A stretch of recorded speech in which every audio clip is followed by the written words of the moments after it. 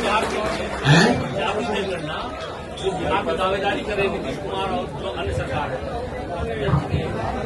बोलिए बोलिए, माइक में लेके बोलिए, माइक में लेके बोलिए। बिहार के का अभिशाप है या फिर वरदान? नहीं, जाति की बात कर रहे हैं कि जाति जनगणना की बात कर रहे हैं? नहीं, बिल्कुल नहीं। अभिशाप क्यों है? किसी भी पहली बात कि बिहार में जो काम हुआ जातियों की संख्या को गिनने का, वो जनगणना नहीं है, वो सर्वे है। जनगणना कराने का अधिकार राज्य सरकारों को नहीं है, जनगणना केंद्र का मामला है।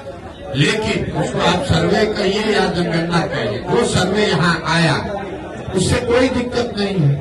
सर्वे में तो वही बात निकल के आई जो सब लोग कह रहे हैं कि समाज का एक बड़ा वर्ग जिसके नाम पर पिछले 30-35 साल में राजनीति की गई, जिनके वोट से लोग सत्ता में बैठे, उनकी स्थिति, उनके बच्चों की स्थिति जो आज से 30 वर्ष पहले थी, कमोबेश वही है।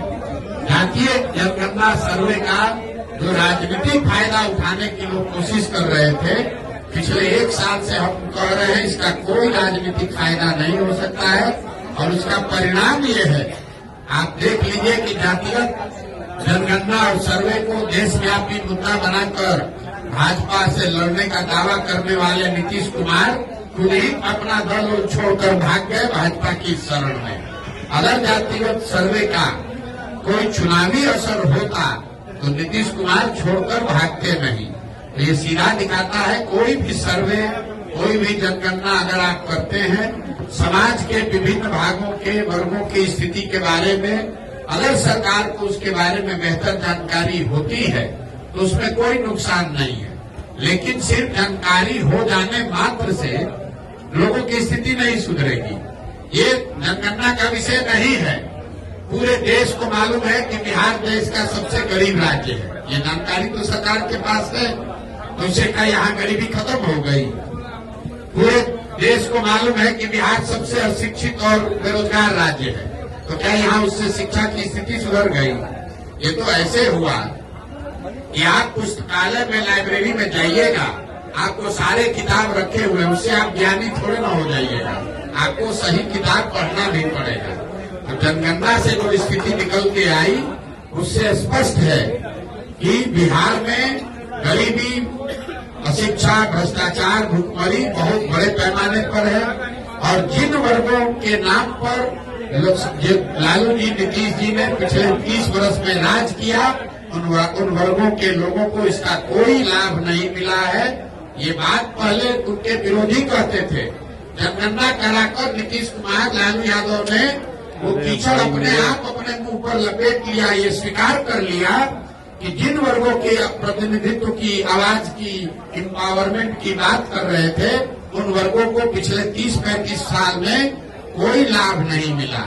ये जो कहा जा रहा है कि सत्ता में जो लोग बैठे हैं, तो भाई ये बताइए कि अगर जो समाज में अति पिछड़ा है, जो वंचित है, जो मुसलमान है, दलित है, महादलित है, अगर उसको लाभ नहीं मिला तो उसके लाभ का हकमारी किसने किया?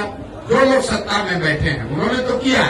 तो सत्ता में 32 साल से बैठा कौन है? लालू और नीतीश। तो अगर हकमारी हुई तो सबसे बड़ी हकमारी लालू और नीतीश ने की है। इनको किसने रोका है? आज अभी सरकार में थे लालू नीतीश, साथ में किसी अल्पसंख्यक को गृह मंत्री बना देते, उप मुख्यमंत्री बना देते। तो जब सरकार बनी तो मुसलमानों के वोट से आरजेडी जो अपनी राजनीति करती है, उन्होंने मुसलमानों को एक भी विभाग नहीं दिया। अभी राज्यसभा में अपना भेजे हैं एमपी, राज्यसभा में किसी मुसलमान को नहीं भेजा। मुसलमानों को भाजपा का डर दिखाकर वोट लिया, लेकिन उनको प्रतिनिधित्व नहीं दी, भागीदारी नहीं दी। तो किसने हकमारी की? भाई प्रशांत किशोर तो है नहीं, कांग्रेस तो वहाँ है नहीं, सत्ता में है आरजेडी, और मुसलमानों ने वोट दिया है आरजेडी को। और उसके बावजूद अगर आरजेडी आपको हक नहीं दे रही है तो आपका हकमारी वही कर रही है। यही हाल नीतीश कुमार ने किया। 15 साल से अति पिछड़ा दलित, महादलित का वोट लिया, लेकिन कितने अति पिछड़ों को कोई विभाग दिया? कितने अति पिछड़ों को सामाजिक राजनीतिक जगह दी? अपने विभाग में, अपने मंत्रिमंडल में कितने महादलित को जगह दिया है? आप जरा देख लीजिए उनके अगल बगल बैठने वाले जो लोग हैं वो किस समाज के लोग हैं। वो कितने अति पिछड़ों को बगल में बैठा है। यहाँ का गृह मंत्रालय, यहाँ का वित्त मंत्रालय, यहाँ का ग्रामीण विकास, जल संसाधन, पथ निर्माण, ग्रामीण कार्य, ये जितने बड़े विभाग हैं इसमें कोई अति पिछड़ा, कोई मुसलमान नहीं है। और इसी अति पिछड़ा और मुसलमान के नाम पर 30 वर्ष से ये लोग राज कर रहे हैं दोनों लोग। तो ये जो सर्वे हुआ, ये सर्वे करके जैसे विनाश काले विपरीत बुद्धि, ज्यादा चालाक बनिएगा तो यही होगा। ऊपर वाले ने आप ही के हाथ से ये स्वीकार करा दिया, प्रमाण दे दिया कि जिस 30 साल से मुसलमानों के अति पिछड़ों के, महादलित के, वंचित के नाम पर आपने वोट किया, उनको आपने कोई हक नहीं दिया। उनकी आर्थिक, सामाजिक, शैक्षणिक स्थिति जैसे 30 साल पहले थी वही आज बनी हुई है।